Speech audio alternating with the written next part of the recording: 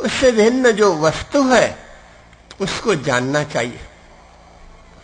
तभी जन्म और मृत्यु के चक्र से आत्मा छुटकारा प्राप्त कर पाएगी, मोक्ष का अनुभव कर पाएगी। महामती श्री प्राणनाथ जी कहते हैं, यदि परमात्मा को हम निराकार कहेंगे तो कैसे निराकार कहें? तो आकार न कहिए तिनको, जो होता है काल को ग्रास। काल से जिसका ग्रसन होता है, काल जिसको ग्रास बना लेता है। तो ये सारी वस्तुएं तो बदलती रहती है, किसी की आकृति स्थिर नहीं है। और आत्यंतिक प्रलय में सारी वस्तुएं लीन हो जाती है। काल सो निराकार है और काल स्वयं की कोई आकृति नहीं है, किंतु आकार सदा अविनाश। परमात्मा है तो हमेशा वो साकार ही है। तो उनका सच्चिदानंद स्वरूप श्रीमद् भागवत में कहा, सभी धर्म ग्रंथों में सच्चिदानंद स्वरूप की बात कही। उस स्वरूप के प्रति हमारी प्रीति बन जाती है और हम उनकी ओर उन्मुख हो जाते हैं, तो फिर हमारे अंदर रहे हुए गुण हैं वो एक दूसरे में तिरोहित होते होते होते होते फिर सतगुण भी अपनी सीमा तक पहुंचकर आगे का मार्ग बता देता है। तो भवाटवी से पार होने के लिए पूज्य भाई श्री ने बहुत सुंदर उदाहरण देकर समझाया। वस्तुतः हर व्यक्ति भवाटवी से पार होना चाहता है, किंतु मार्ग नहीं मिलता है। इसके कारण ही वो भटकता रहता है। तो इससे पार होने के लिए अनेक महापुरुषों ने अनेक प्रकार के मार्ग प्रशस्त किए। उनमें से हमें उनके प्रति पूरा विश्वास होता है। जिन जिन मार्गों से होते हुए हम उससे पार जा सकते हो, उन मार्गों का हमेशा अनुसरण करते हुए आगे बढ़ना चाहिए। महामती श्री प्राणनाथ जी कहते हैं, हमारा लक्ष्य वो निश्चित होना चाहिए। मनुष्य जीवन का लक्ष्य अखंड फल की प्राप्ति, और अखंड फल है परमात्मा और परमात्मा का धाम। तो उस लक्ष्य को लेकर हम तो किसी भी मार्ग के आधार पर आगे बढ़ेंगे तो अवश्य पार हो जाएंगे।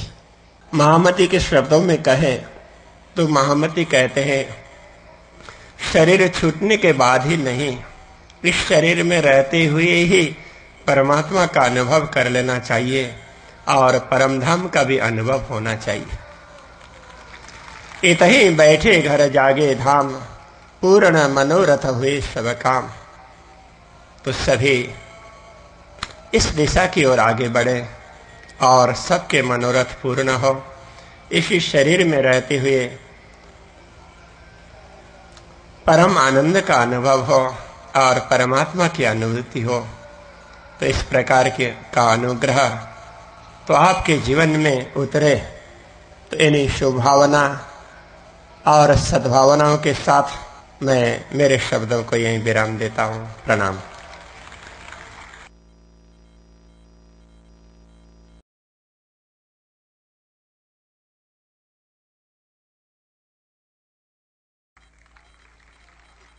मैं आचार्य महाराज से आग्रह करता हूं, कृपया आएं और आशीर्वाद प्रदान करें।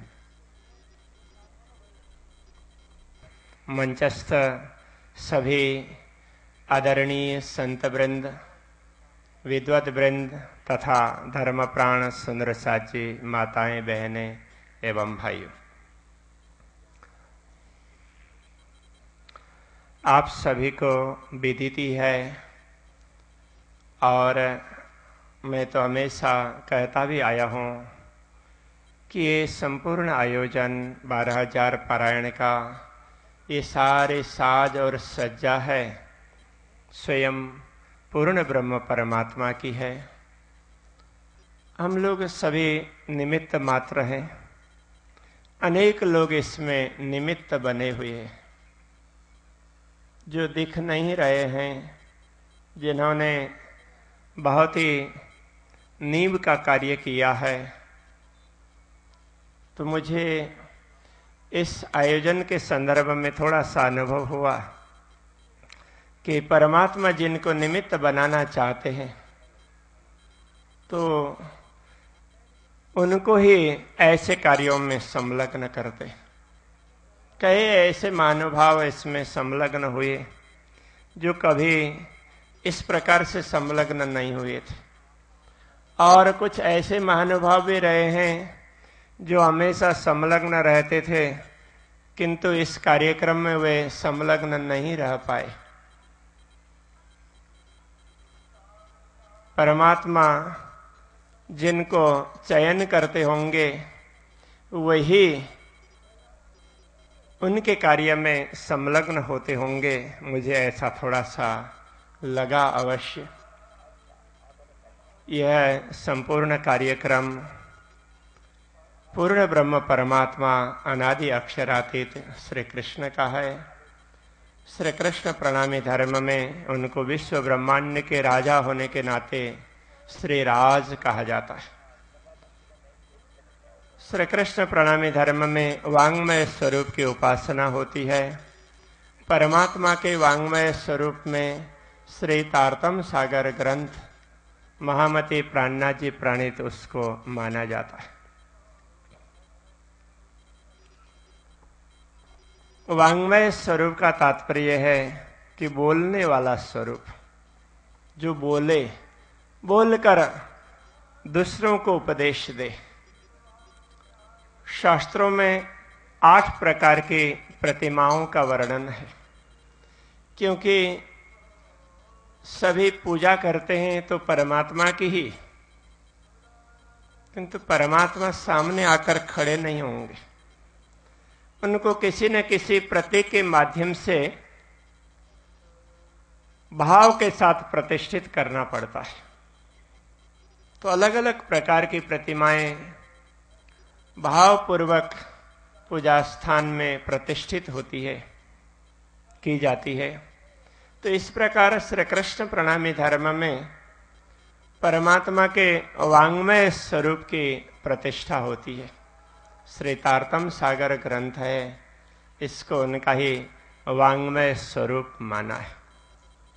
जब स्वरूप मानते हैं तो उनका श्रृंगार भी होगा। महामती श्री प्राणनाथ जी ने अक्षरातीत के स्वरूप और श्रृंगार का विशद वर्णन किया है।